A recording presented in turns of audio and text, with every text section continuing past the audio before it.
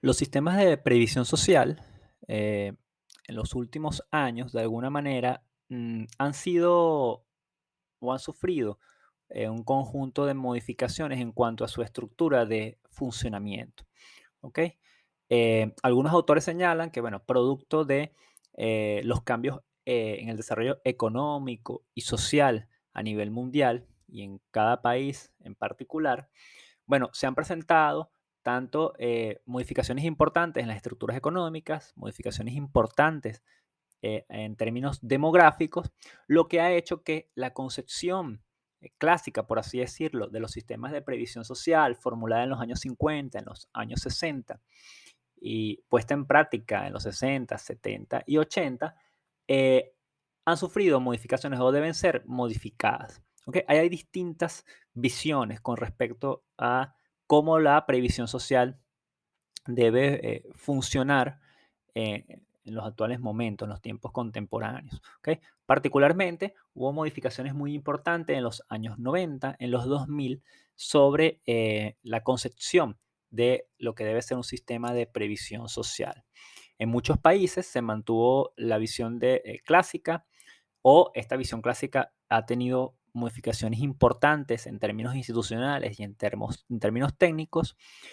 Y en otros países, bueno, esta visión clásica fue totalmente modificada, ha habido de alguna manera cambios bastante importantes en términos institucionales, en términos de cómo operan las prestaciones, de cómo se administran y gestionan los recursos. ¿Ok?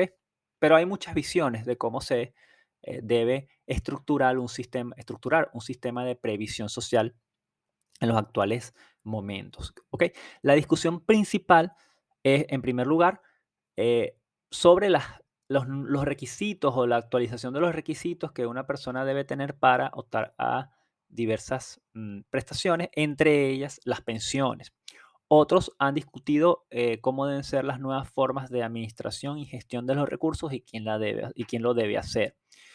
Ahí hay una discusión bastante importante si es únicamente el Estado, si es el Estado asociado con instituciones privadas o si únicamente deben ser instituciones privadas que deben gestionar los recursos. ¿Ok? Hay distintas visiones. Por ejemplo, la visión en Europa es que el Estado eh, mantiene la gestión de los recursos en seguridad social, pero ha promovido un conjunto de reformas en cuanto al acceso a determinadas prestaciones. Por ejemplo, las edades de jubilación, las cuales en varios países se han incrementado.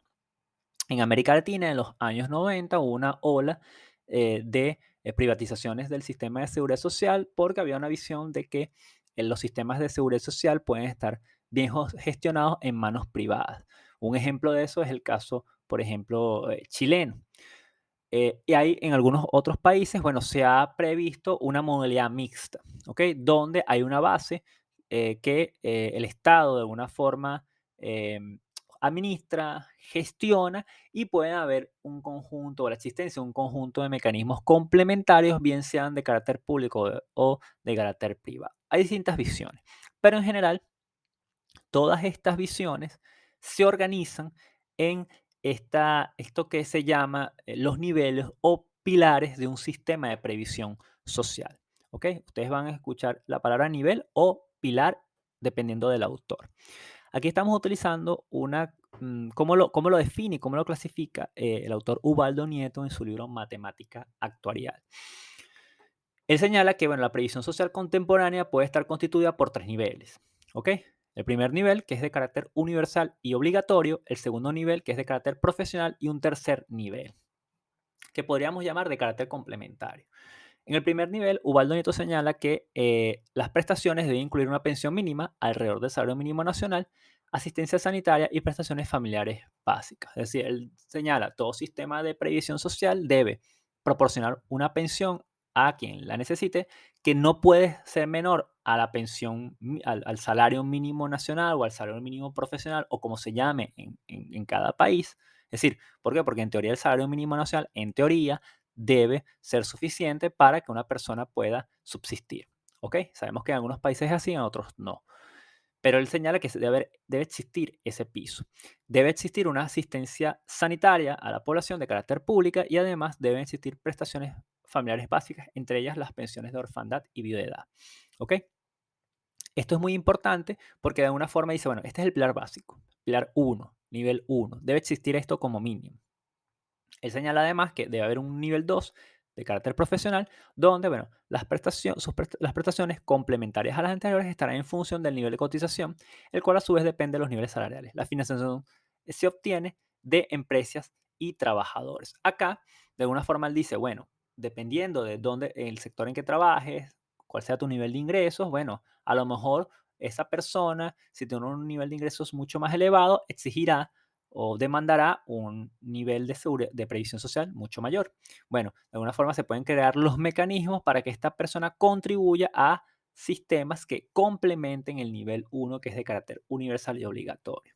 Entre ellos pueden haber, en el caso de pensiones, por ejemplo, esta persona puede complementar su inscripción en el sistema de pensiones básico, puede complementarlo con otro de tipo complementario. Este de tipo complementario lo puede gestionar el Estado o también puede ser gestionado de forma mixta o tal vez por privados. ¿Ok? Ese es el nivel 2. El tercero, aunque Ubaldo Nieto plantea que es complementario bajo la visión de que sea público.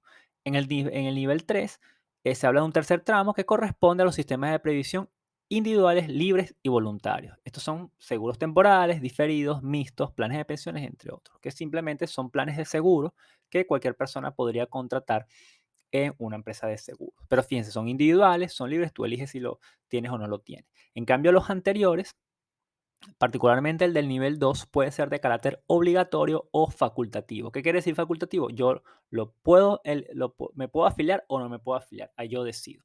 Sin embargo, los de carácter universal y obligatorio, no solamente hay obligación por parte de los estados de proporcionarlo, sino hay una obligación por parte de la persona a estar adscrito o afiliado. Señalados estos tres niveles, bueno, pasamos a señalar algunas características que debe tener una estructura de un plan de previsión social según todo lo que hemos estudiado anteriormente. Particularmente, la estructura de un plan de previsión social debe tener cuatro aspectos. El primero, un objeto y ámbito de aplicación que nos define las garantías de protección. ¿A partir de qué? De la definición de las contingencias. El segundo, o segundo aspecto, las prestaciones y sus requisitos, las cuales van a ser definidas en función de las contingencias. Es decir, la contingencia vejez, bueno, ¿cuáles son los requisitos que de alguna forma están asociados a que se proteja esa contingencia? Bueno, esos requisitos cumplidos eh, van a dar acceso a la prestación.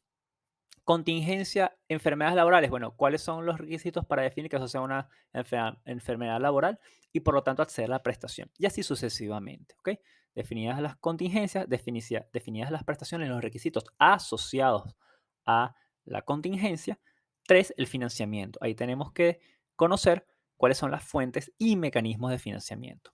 4, la legislación e institucionalidad. ¿Por qué? Porque todo eso debe operar bajo un marco jurídico y un marco institucional. Esto simplemente nos señala cuáles son los fundamentos jurídicos del plan o del sistema y las instancias responsables de su gestión. Básicamente son los cuatro aspectos fundamentales que debemos tener en cuenta al momento de estructurar un plan de previsión social y en específico, en el caso más en la práctica actuarial, específicamente un sistema, un esquema o un sistema o un plan de pensiones. Bueno, en el caso venezolano ya estudiamos que existe el sistema prestacional de previsión social, ¿ok? El sistema prestacional de previsión social en el caso venezolano presenta las siguientes características, asociadas a las características que vimos de la estructura de un plan de previsión social. En primer lugar, la organización del sistema es en función de las contingencias. Por lo que la arquitectura jurídica delinea la estructura del sistema de seguridad social en Venezuela, el cual presenta una organización fundamentada en las diversas contingencias amparadas, las cuales son organizadas en sistemas prestacionales y regímenes prestacionales. Esto ya lo estudiamos anteriormente. El sistema de seguridad social en el caso venezolano tiene 3 sistemas prestacionales y a su vez cada sistema prestacional tiene un conjunto de regímenes prestacionales asociados. En el caso del sistema prestacional de previsión social, venezolano, bueno, este tendrá a su cargo los regímenes prestacionales siguientes: los servicios sociales a adulto mayor y otras categorías de personas, empleo, pensiones y otras asignaciones económicas, y seguridad y salud en el trabajo. Eso lo define así el artículo 21 de la Ley Orgánica del Sistema de Seguridad Social. ¿Cuáles son las contingencias amparadas por el sistema prestacional de previsión social de Venezuela? El régimen prestacional de servicios sociales a adulto mayor y otras categorías de personas contempla enfermedades y accidentes, necesidades especiales, desempleo, vejez, recreación y cargas derivadas de la vida familiar. El régimen prestacional de empleo contempla las siguientes contingencias: pérdida involuntaria del empleo y desempleo. El tercero, el régimen prestacional de pensiones y otras asignaciones económicas, el que debería ser más robusto, contempla maternidad, paternidad, enfermedades y accidentes, discapacidad, vejez, viudedad, orfandad, cargas derivadas de la vida familiar. Y por último, el régimen prestacional de seguridad y salud en el trabajo contempla como contingencias las enfermedades y accidentes, la discapacidad y la recreación. ¿Ok? Como ven, esa es la forma de organización que tiene el sistema prestacional de previsión social en el caso venezolano, y que ha sido definido en términos jurídicos. En términos operativos, algunos de estos regímenes prestacionales ya operan plenamente, algunos operan en términos no completos y otros operan, pero no bajo esta visión que fue establecida en la ley. Aún operan bajo eh, otra visión. Por ejemplo, en el caso del régimen prestacional de pensiones y otras asignaciones económicas, este no ha sido establecido, no tiene ley. Es un gran vacío, un gran problema que tenemos en el caso venezolano, y aún opera bajo la visión de múltiples regímenes prestacionales, entre ellos el más grande, el del seguro social. Según la ley venezolana, el seguro social debería tender a desaparecer para la creación de una nueva institucionalidad, ¿ok? Eh, o nuevas institucionalidades, entre ellas un Instituto Nacional de Pensiones, pero bueno, eso no ha sido activado. ¿Cuáles son las instituciones de previsión social más significativas en el caso venezolano? Bueno, o específicamente instituciones de previsión social. Como sabemos, tal vez la institución más representativa que tenemos es el IBSS, Instituto Venezolano de los Seguros Sociales. Pero en el caso específico de la previsión social, podemos mencionar algunos que son eh, de igual importancia, pero tal vez un poco más pequeños y específicos. Les traigo algunos ejemplos. Está el IPASME, que es el Instituto de Previsión y Asistencia Social para el Personal del Ministerio de Educación. Es un instituto que de alguna forma tiene bajo su responsabilidad la previsión social de un segmento muy importante de población, en el caso venezolano. Según algunos datos no oficiales, eh, el IPASME podría tener cerca de 6 millones de asegurados entre personal docente, maestros, empleados, obreros e incluso estudiantes. ¿Ok? Porque los estudiantes, bueno, para los que no lo sepan, cuando uno estudia en la primaria y la secundaria, está asegurado. ¿Ok? Y tiene un conjunto de beneficios y está protegido por un conjunto de prestaciones, solo que en la mayoría de los casos no lo sabemos. ¿Ok? Pero o sea, nosotros tenemos un seguro, de alguna forma un seguro escolar, por así decirlo. Incluso ustedes, estudiantes universitarios, están amparados por un seguro universitario, ¿ok? Pero eso no es muy conocido. Tenemos el IFA, que está dirigido a un segmento específico de la población, en este caso el sector militar, que es el Instituto de Previsión Social de la Fuerza Armada. Tenemos el INPSACEL, que es el Instituto Nacional de Prevención, Salud y Seguridad Laborales, que está a cargo de uno de los regímenes prestacionales mencionados anteriormente. Y está el INAS, que es el Instituto Nacional de Servicios Sociales. Tanto el INSACEL como el INAS están a cargo de el régimen prestacional de servicio social al adulto mayor y otras categorías de personas, en este caso es el INAS, y en el caso del INSACEL está a cargo de el régimen prestacional de seguridad y salud en el trabajo. ¿Ok? El IPASME está dirigido a un segmento muy importante, que es toda aquella persona asociada al sector educación, y el IFA asociado a toda la población militar. Bueno, dicho esto, hemos finalizado la clase por el día de hoy, todo lo relacionado a previsión social. Y bueno, aquí les dejo la parte 3 del estudio de caso. Bueno, considerando el sistema de seguridad social establecido en el país asignado, debe investigar, en primer lugar, cuál es el porcentaje del PIB, la inversión, gasto público y la inversión, gasto social dirigido a la seguridad social. ¿Por qué les pongo inversión pública o gasto público? Bueno, porque en distintos países hay concesiones diferentes. Algunos países consideran o lo definen como gasto público, algunos países, muchos países, han pasado a definir esto como inversión pública porque no lo ven como un gasto, es decir, no lo veo como un despilfarro, como un gasto, como algo que no va a traer retribuciones. Hay personas que señalan que todas las políticas de desarrollo social son una inversión, solo que sus retribuciones van a ser a un largo plazo y no necesariamente en términos dinerarios, sino en términos de calidad de vida a la población. Asimismo, también ocurre con lo que es la inversión y el gasto social o gasto público, inversión pública o inversión social. Hay distintas visiones y definiciones dependiendo del país. Así que ustedes lo pueden conseguir, dependiendo de su país, lo pueden conseguir en términos diferentes. Segundo lugar, bueno, la definición de previsión social o protección social en el país seleccionado, ¿ok? Porque en algunas ocasiones la protección social es tomada como sinónimo de previsión social, ya lo hemos dicho anteriormente, y cuáles son los mecanismos establecidos en la legislación y o mecanismos institucionales existentes. Y por último, debe investigar cuáles son las contingencias que protege el sistema de seguridad social y cuáles son las características principales de las prestaciones que otorga.